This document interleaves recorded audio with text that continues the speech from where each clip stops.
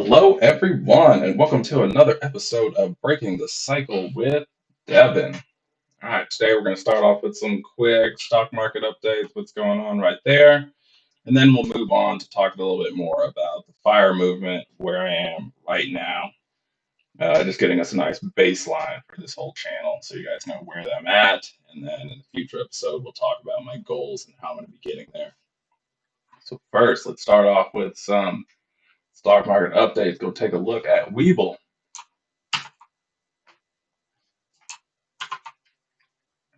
Okay, so here we are in Webull. So, big ones again. We like looking at the Vanguard Total Stock Market Index. It's just a nice, easy way for us to see what the entire market is doing. I also added one more, and this is the Vanguard Total. Can I add this?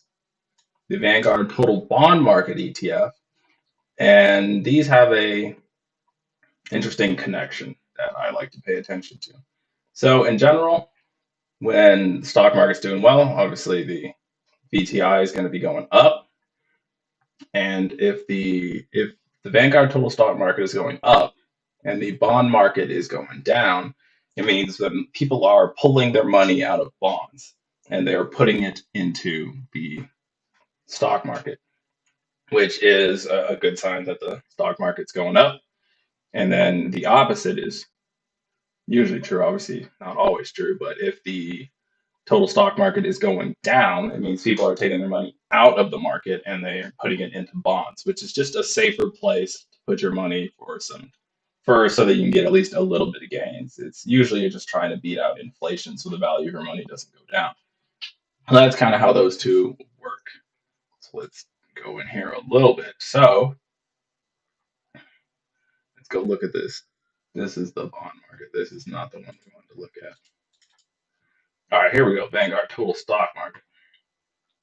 So here we're looking at it. It's still definitely going down. There's no doubt about it. We're seeing a little rally, so let's go into a closer look here so we can actually see what's going on. So as you can see, the market is still trending downwards. Seeing a little up rally here. I actually haven't checked the news. I'm not actually sure what's causing this.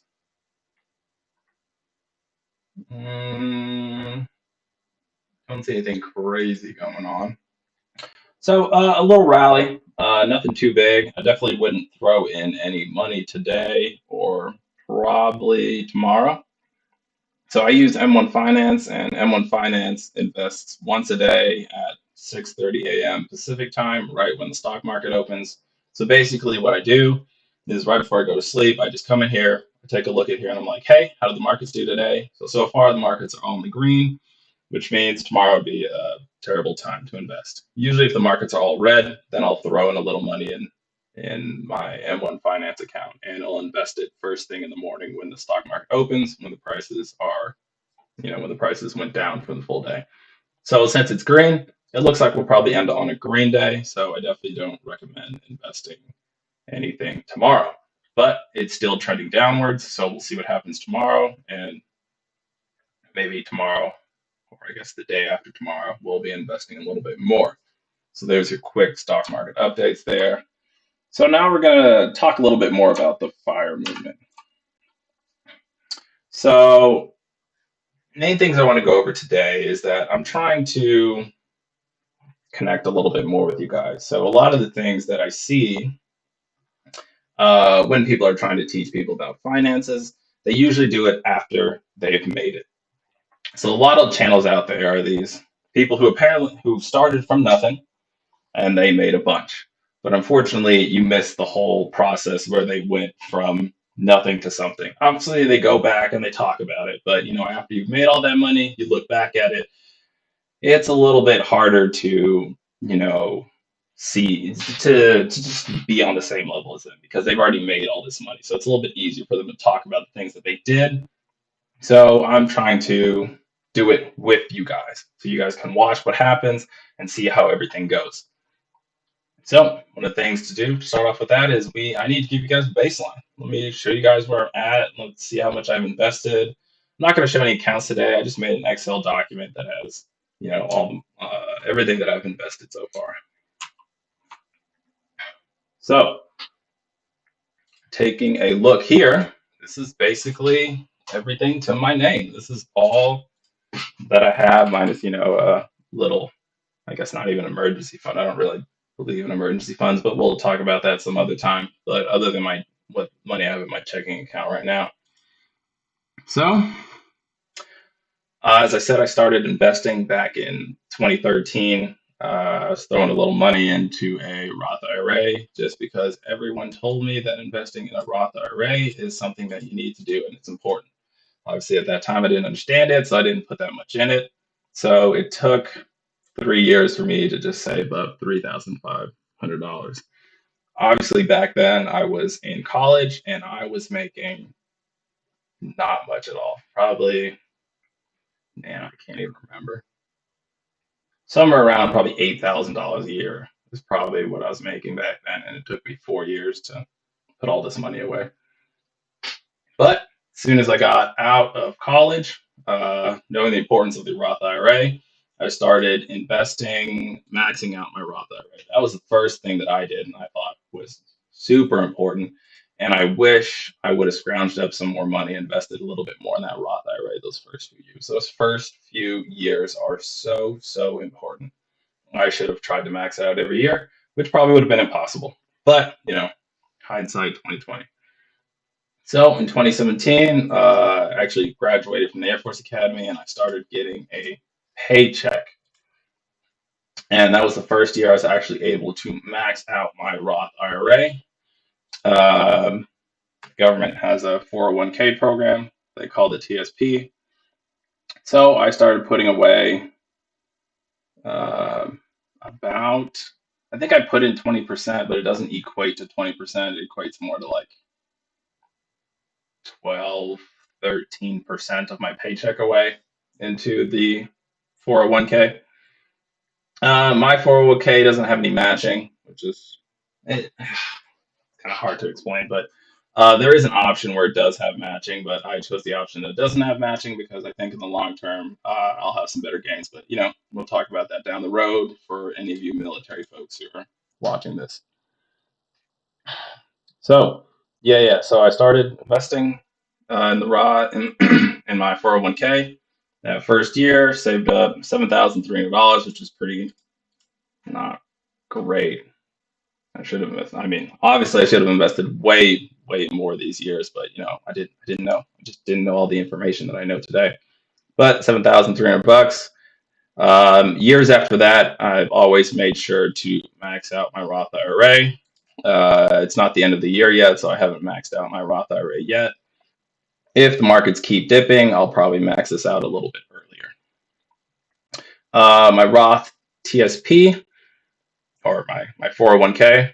The second year, 2018, I didn't really change how much I was contributing, but I didn't get my official job, until halfway through the year, so that's why this number is bigger than the year before. In 2019, I got some information, learned a little bit more about the TSP, about the 401k, and I started investing a little bit more. And by the end of the year, I'd gotten some pretty good information about how to invest and how your money grows. And at the end of the year, I started putting more and more into that, as much as I possibly could, while I could still pay the bills, basically. And then now we are in 2020. So 401k has a limit of $19,500 a year. So from now on, I'll be maxing that every year. For a while. So I put my money in the Roth version of the 401k because I'm in a low tax bracket. That's the only reason. Once I get into a higher tax bracket, I'll probably switch it over to a regular 401k.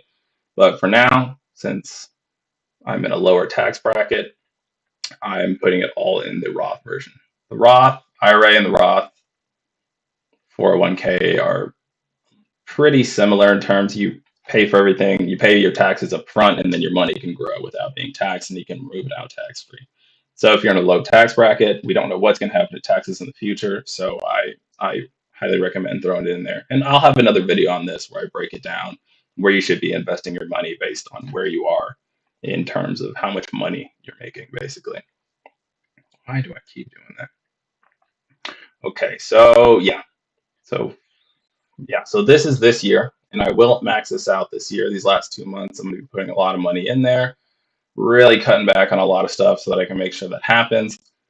And this was actually the first year that I'll be putting some money in a brokerage account, which is basically just a taxable account. And you don't start doing this until you've maxed out these other accounts. So this will be my first year that I can actually max out my Roth IRA and my 401k, and I have money left over that I can continue to invest because I have gotten some pay raises throughout these years. So yeah, my first pay raise was in here, and then I should get another one probably next year. Actually, for sure next year.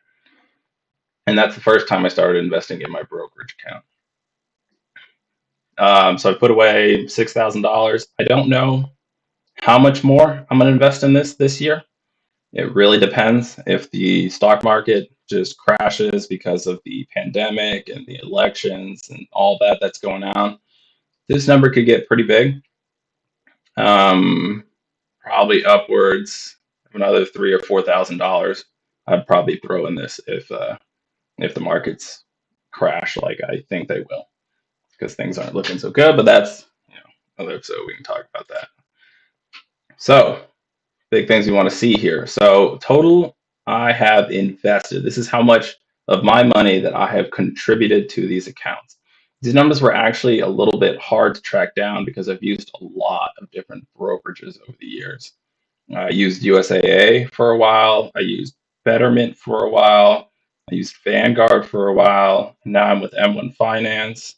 Now I have a Webull account too, which I don't really have anything invested in my Webull account, so it's not really a big deal. But I have a lot of accounts now, so it's kind of hard to track all these down and put it all in the same place.